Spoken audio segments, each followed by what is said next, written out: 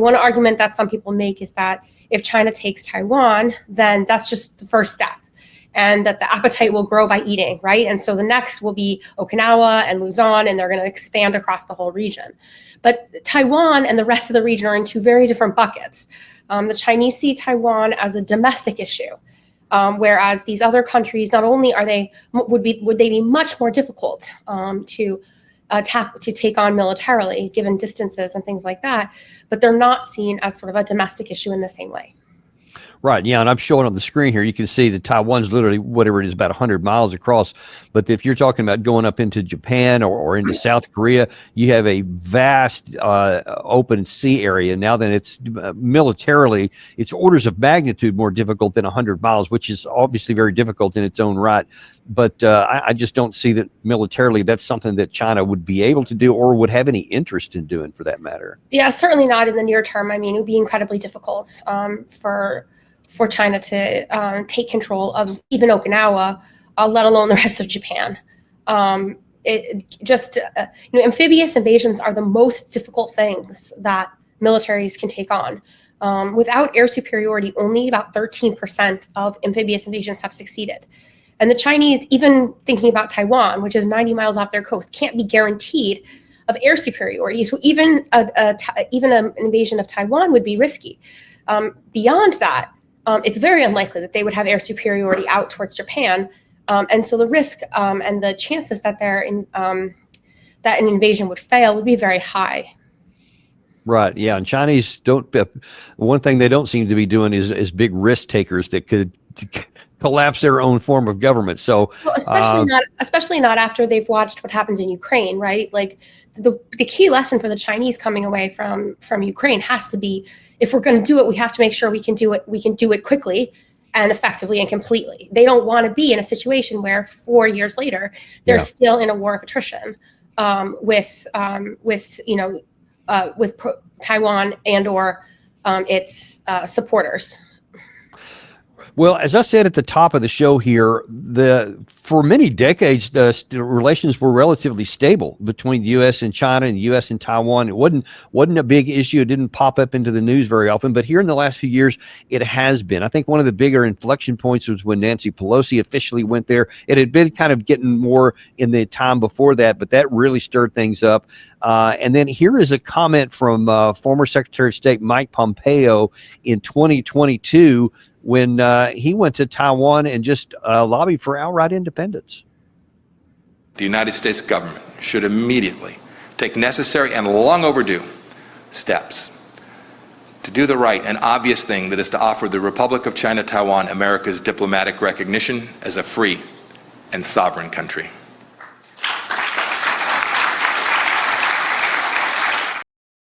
Yeah, a funny thing about that, since 1949, China, or at least since 2005 specifically, when they formed a new domestic law or international law for China, is that they said any declaration of intent or moving towards independence would be a cause for them to go to war and to try and take Taiwan by force. So to do that would be to basically cross China's red line and dare them to do something about it. And then that was actually reinforced today on the Global Times, one of the China's official Communist Party outlet newspaper online, where they wrote, "We sternly warn that the lie," that's referring to the Taiwanese president, Lai Ching-te, "we warn the Lai authorities that forgetting one's roots will lead to a bad end. Betraying the motherland will inevitably face historical judgment.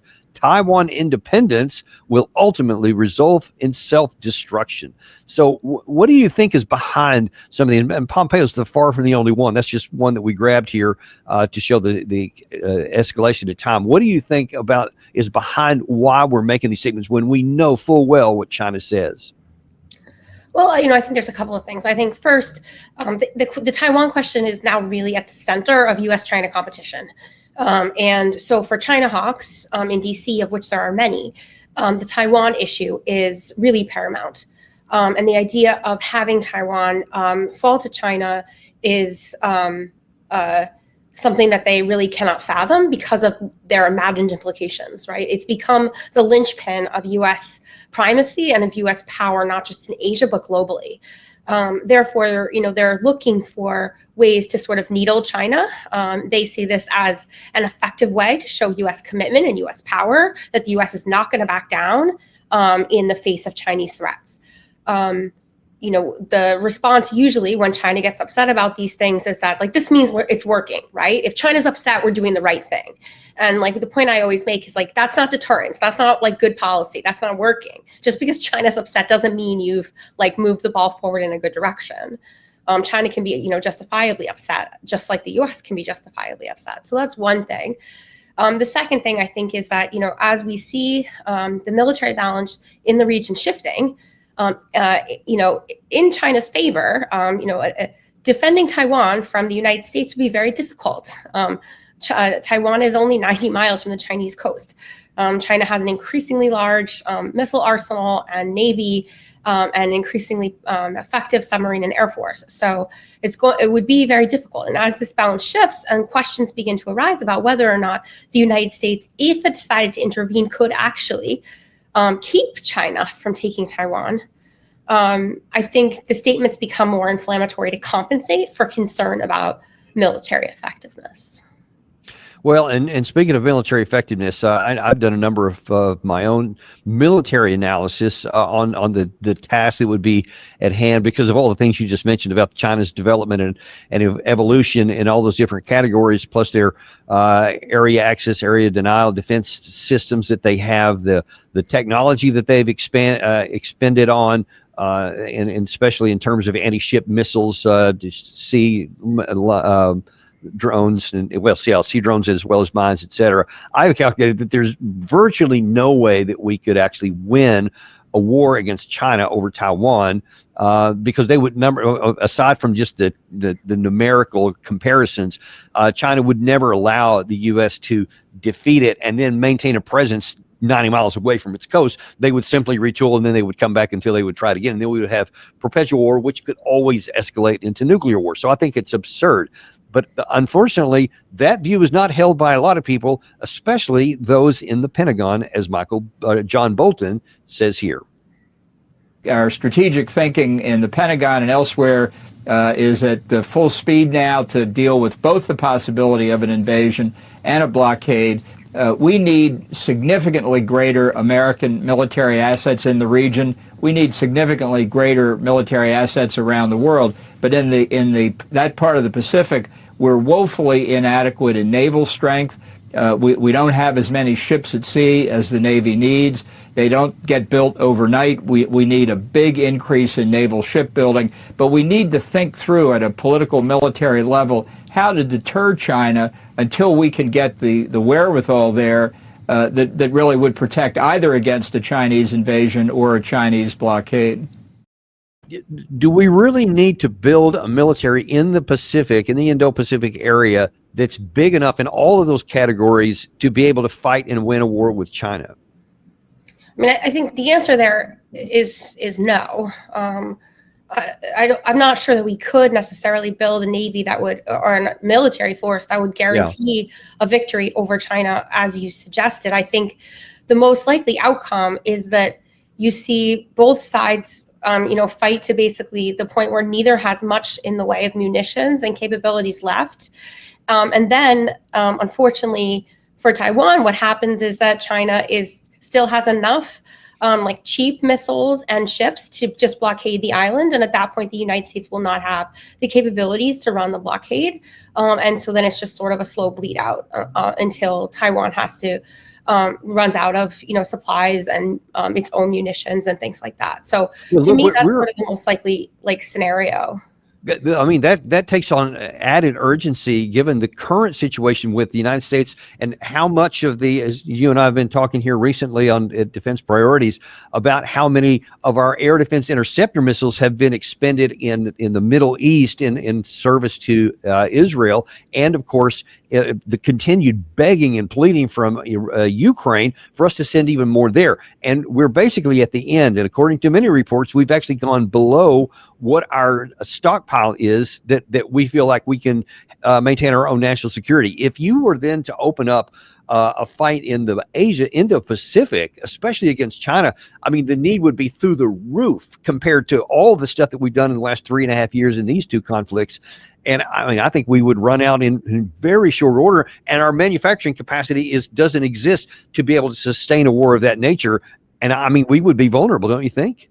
Well, I mean, I think there's two important points. The first one is that that you're right, that the United States is low on munitions, air interceptors and otherwise, and that it's not clear that there's enough to last through a long war with China. There's enough for maybe a couple of weeks, but it's most likely that a war with China would be significantly longer than that. My concern about munitions, as I always say, is I would like the United States to be doing less everywhere in the world, in the Middle East and in Ukraine and in Asia.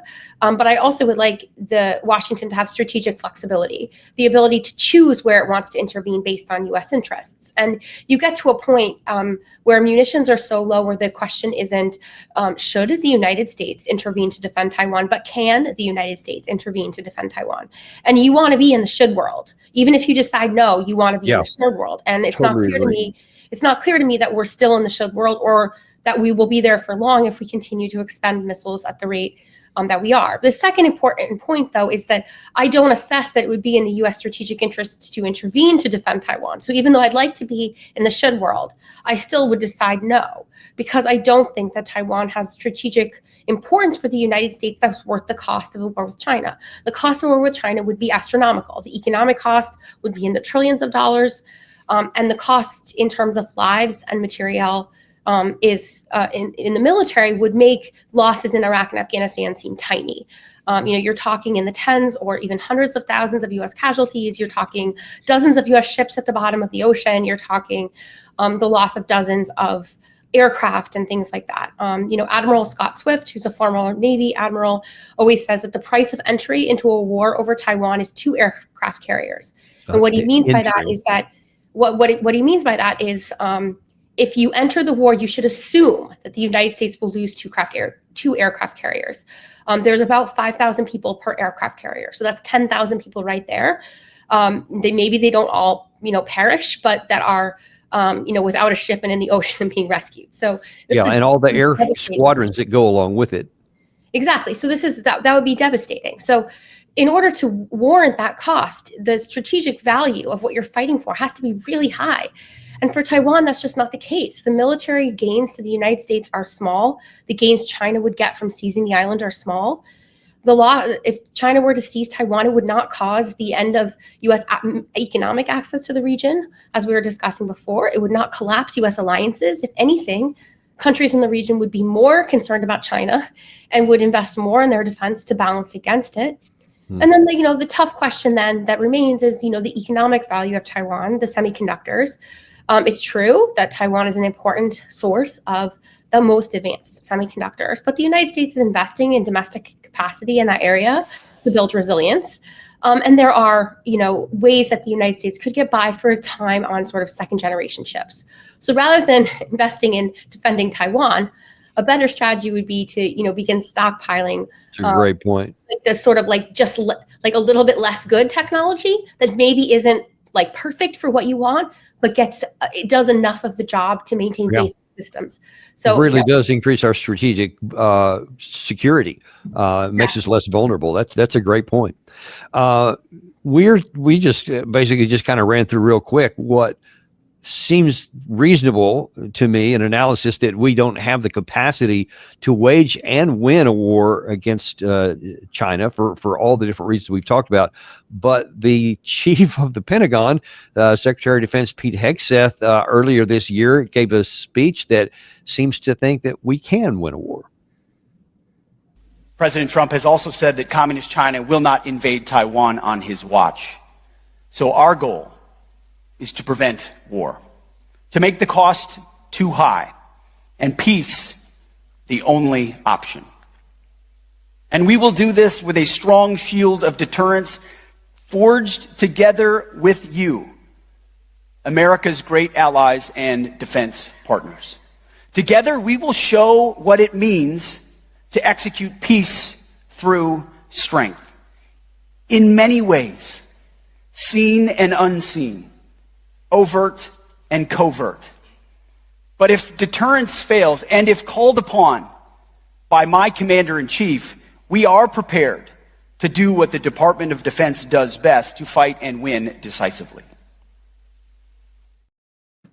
To fight and win decisively if called on to Is that do what the so. Department of Defense has done best? I don't know. If you look at the Middle East over the past 20 years, it tells a different story, but Right. I mean, you see how hard of a time we had with the mighty Houthi rebels in Yemen to keep the Red Sea open. So not really a good track record. But I mean, what do you make of that? Because I mean, it's a great speech. I mean, delivered well in terms of speaking and authority and, dramatic pauses and all that kind of stuff. That's good. But I mean, does anybody really believe that that's true, especially in Beijing? well, I mean, I think Beijing doubts U.S. resolve, doubts U.S. capabilities, doubts whether the United States has sufficient reserves. That doesn't mean that they aren't aware that the United States is a formidable military adversary. It doesn't mean that they're sure they can win. But certainly they are not quite as sure in U.S. capabilities as Secretary of Defense Hegseth indicated he was in that speech. I also think it's important to note that, he talks about, preventing war by preparing for war. In my mind, that's the wrong formulation. In my mind, those are two different things. Preparing for war and preventing war require different strategies. And it's clear that the United States and China are currently preparing for war, but that's quite dangerous because it leads to, sort of massive effort to build up military capabilities in the first island chain so that both sides are sort of standing eye to eye with missiles ready to fire. And that is very risky, very prone to miscalculation that leads to military confrontation. That would be devastating for everyone in the region and globally. Preventing war is a different approach that requires sort of a defensive effort to protect U.S. assets, to protect U.S. interests, combined with a diplomatic effort to stabilize cross-state relations with China. And that may mean compromises that in terms of commitments to maintaining the status quo that move in the opposite direction of Pompeo's statements that you shared earlier, and sort of in the opposite direction of John Bolton's recommendations. But that might be necessary to stabilize the region and prevent war. President Trump is in sort of an ideal position here as sort of a transactional president who has very little reluctance to challenge sort of conventional thinking on issues, to take this on and to move the ball forward in terms of stabilizing this issue or removing this issue from the center of U.S.-China relations. Well, now, in fact, you've got a piece coming out, aside from that foreign affairs piece. You got a piece that's about to come out. You shared part of it with me today. One of the things that really jumped off at me was that you said that Trump says that he wants to be a peacemaker, and maybe one of the best places he can bring that to fruition is in China. What do you mean by that? Well, Trump has made clear that he wants to be a peacemaker, right? He talks all the time about the peace deals he's forged around the world. He talks about in his inauguration address that he wants his legacy to be not the wars that he wins, but the wars that he doesn't fight, that are wars that he avoids. And so, we've seen in Ukraine the struggles to forge a peace agreement. Witkoff was in Russia today. We've seen the struggles in the Middle East, both with Iran and in trying to end the war in Gaza. But he has a real opportunity in Asia. There's no war yet, and he has an opportunity to avoid a war. But that requires taking real actions to de-escalate tensions in the cross-state relationship. It requires probably reining in President Lai, who has been quite provocative and confrontational in his approach to China, as you shared earlier. And it means reaching out. And I'm sorry, let me just go down that path, because I have seen that myself. And I've heard it from others, but what is he doing different than his predecessors were doing that seems to make China more unhappy? Well, he's just been very forward-leaning in terms of some of his language, referring to Taiwan as already being an independent sovereign country, and declaring China a hostile foreign force, and things that try to drive a divide between China and Taiwan, which is the exact opposite of the way China has tried to portray the situation, right? That this is like one people's, that they will be unified.